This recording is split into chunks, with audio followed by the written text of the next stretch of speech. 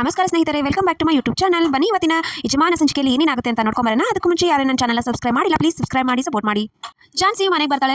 Jhansi madam ಬಂದ್ರು ಅಂತ ಹೇಳಿದ ತಕ್ಷಣ ತಾತ ಖುಷಿಯಾಗಿ ಬಂದೆ ಅಮ್ಮ ಹೇಗಿದ್ಯಾ, ಆರಾಮಾಗಿದೆಯಲ್ಲ ತಾನೆ, ನೀನು ಕ್ಷೇಮವಾಗಿ ಬರ್ತೀಯ ಅಂತ ಗೊತ್ತಿತ್ತು ಅಂತ ತಾತ ಹೇಳ್ತಾನೆ. ನಾನು ಆರಾಮಾಗಿದ್ದೀನಿ ತಾತ, ನೀವು ಹೇಗಿದ್ದೀರಾ ಅಂತೆಲ್ಲ ಕೇಳ್ತಾಳೆ. ಸರಿ ನಾನು ಖುಷಿಯಾಗಿದ್ದೀನಮ್ಮ. ಎಲ್ಲಿದ್ದಾನೆ ನನ್ನ ಜೆಂಟಲ್ಮ್ಯಾನ್ ರಾಘು, ಎಲ್ಲಿ ಅವನೇ ತಾನೇ ಕಾಪಾಡ್ದವನು ಅಂತ ಹೇಳ್ತಾನೆ. ಅವನು ಕಾಪಾಡ್ದವನಲ್ಲ, ಅವನೇ ಪ್ಲಾನ್ ಮಾಡಿ ಇದನ್ನ ಮಾಡಿ ನನ್ನನ್ನು ಕಾಪಾಡೋ ಥರ ಪ್ಲಾನ್ ಮಾಡಿದ್ದಾನೆ. ಅವನ ಬಗ್ಗೆ ನೀವು ಸಂಶಯ ಕೊಡೋಕೆ ಬರಬೇಡಿ ನನ್ನ ಮುಂದೆ ಅಂತ ಹೇಳಿ ಝಾನ್ಸಿ ಕೊಟ್ಟಿಂದ ಹೊರತಾಳೆ.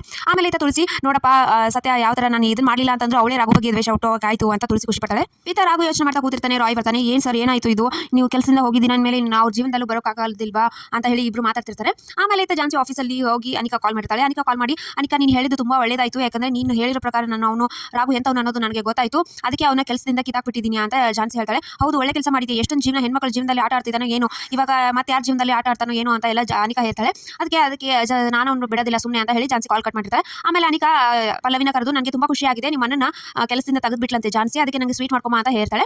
ಆಮೇಲೆ ಝಾನ್ಸಿಗೆ ಆಫೀಸಲ್ಲಿ ಇದ್ಬೇಕಾದ್ರೆ ರಾಘು ಬರ್ತಾನೆ. ರಾಘು ಬಂದು ಕೀ ಕೊಡಕ್ಕೆ ಬರ್ತಾನೆ. ಕೀ ಕೊಟ್ಟು ರಾಘು ಸರಿ ನಾನು ಹೊರಡ್ತೀನಿ ಮೇಡಮ್ ಅಂತ ಹೇಳ್ತಾನೆ. ಅದಕ್ಕೆ ಝಾನ್ಸಿ ಯಾಕೆ ಪ್ರತಿ ಸಲ ಮಾಡ್ತಿರೋ ಹಾಗೆ ಏನು ಸಂಜಾಯಿಸಿ ಕೊಟ್ಟು ನಿನ್ನ ತಪ್ಪು ಅಲ್ಲ ಅಂತ ಹೇಳೋದಿಲ್ವಾ, ಏನೋ ತಪ್ಪು ಅರ್ಥ ಮಾಡ್ಕೊಂಡಿದ್ದೀರಾ ಅಂತ ಏನು ಹೇಳೋದಿಲ್ವಾ ಅಂತ ಝಾನ್ಸಿ ಕೇಳ್ತಾಳೆ. ಅರ್ಥ ಮಾಡೋ ಮನಸ್ಥಿತಿ ಇಲ್ಲ ಅಂತಂದ್ಮೇಲೆ ನಾನು ಹೇಳೋ ಪ್ರಯೋಜನ ಇಲ್ಲ ಅಂತ ರಾಘು ಹೇಳ್ತಾನೆ.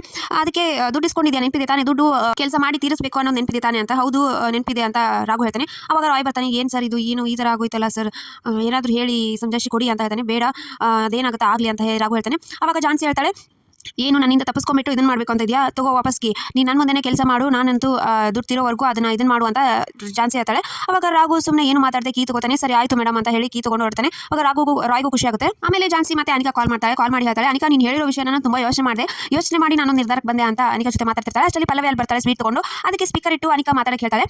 ಅವಾಗ ಝಾನ್ಸಿ ಹೇಳ್ತಾಳೆ, ನಾನು ಬೇರೆ ಕಡೆ ಹೋದರೆ ಬೇರೆ ಹೆಣ್ಮಕ್ಳ ಜೀವನ ಹಾಳು ಮಾಡ್ತಾನೆ ಅಂತ ಹೇಳಿ ಮತ್ತೆ ನಾನು ಅವನನ್ನ ಡ್ರೈವರ್ ಆಗಿ ನಾನು ಇದಕ್ಕೆ ಸೇರಿಸ್ಕೊಂಡಿದ್ದೀನಿ ಅಂತ ಝಾನ್ಸಿ ಹೇಳ್ತಾಳೆ. ಅವಾಗ ಅನಿಕಾ ತುಂಬ ಕೋಪ ಬರುತ್ತೆ.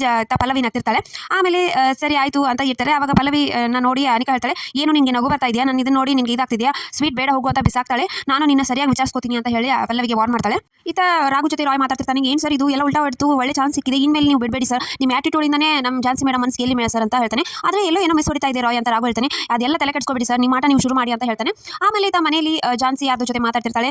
ಜಾಗ ನೋಡಿ ಎಲ್ಲ ಸೈಟ್ ತುಂಬ ಚೆನ್ನಾಗಿದೆ ಅಂತ ಎಲ್ಲ ಹೇಳ್ತಿರ್ತಾರೆ. ಅದಕ್ಕೆ ತಾತ ಕೇಳ್ತಾನೆ, ಏನಮ್ಮ ಹೊಸ ಪ್ರಾಜೆಕ್ಟ್ ಸ್ಟಾರ್ಟ್ ಮಾಡ್ತಾ ಇದೆಯಾ ಅಂತ ತಾತ ಕೇಳ್ತಾನೆ. ಅದಕ್ಕೆ ಝಾನ್ಸಿ ಇಲ್ಲ ತಾತ, ಅಮ್ಮನ ಆಸೆ ಅಂತೆ ಅಲ್ಲೊಂದು ಆಶ್ರಮ ಕಟ್ಟಬೇಕು ಅನ್ನೋದು ಪೆಂಡಿಂಗ್ ಇತ್ತಲ್ಲ, ಅದಕ್ಕೆ ಯೋಚನೆ ಮಾಡ್ತಾ ಇದ್ದೀನಿ ಅಂತ ಝಾನ್ಸಿ ಹೇಳ್ತಾಳೆ. ಅದಕ್ಕೆ ತಾತ ಹೇಳ್ತಾನೆ, ಅದೆಲ್ಲ ಇವಾಗ ಯಾಕಮ್ಮ, ಇವಾಗ ಏನು ಮಾಡೋದು ಬೇಡ, ಅದನ್ನೆಲ್ಲ ಇಲ್ಲಿಗೆ ಸ್ಟಾಪ್ ಮಾಡಿಬಿಡು ಅಂತ ತಾತ ಹೇಳ್ತಾನೆ. ಏನು ತಾತ ನಿಮಗೂ ಈ ಆಸೆ ಇತ್ತು ತಾನೇ, ಅರ್ಜೆಂಟ್ ಆಗಿ ಮಾಡಬೇಕು ಅಂತ ನೀವು ಹೇಳ್ತಿದ್ರಿ, ಇವಾಗ ಈ ಥರ ಮಾತಾಡ್ತಾ ಇದ್ದೀರಾ ಅಂತ ಝಾನ್ಸಿ ಕನ್ಫ್ಯೂಸ್ ಇಂದ ಕೇಳ್ತಾಳೆ. ಅವಾಗ ತಾತ ಹೇಳ್ತಾನೆ, ಇದೆಲ್ಲ ಇಲ್ಲಿಗೆ ಇವಾಗ ನಿಲ್ಲಿಸ್ಬಿಡು, ಆ ಥರ ಏನು ಮಾಡೋದು ಬೇಡ, ಧರ್ಮ ಕಾರ್ಯಗಳು ಮಾಡೋದು ಬೇಡ, ಆಮೇಲೆ ನನ್ನ ಸೊಸೆ ಫೋಟೋಗೆ ಹಾರ ಹಾಕೋದು ಬೇಡ ಅಂತ ತಾತ ಹೇಳ್ತಾನೆ. ತಾತ ಹೇಳಿ ಅಲ್ಲಿಂದ ಹೊರಟೋಗ್ಬಿಡ್ತಾನೆ. ಅವಾಗ ಝಾನ್ಸಿಗೆ ಫುಲ್ ಕನ್ಫ್ಯೂಸ್ ಆಗುತ್ತೆ.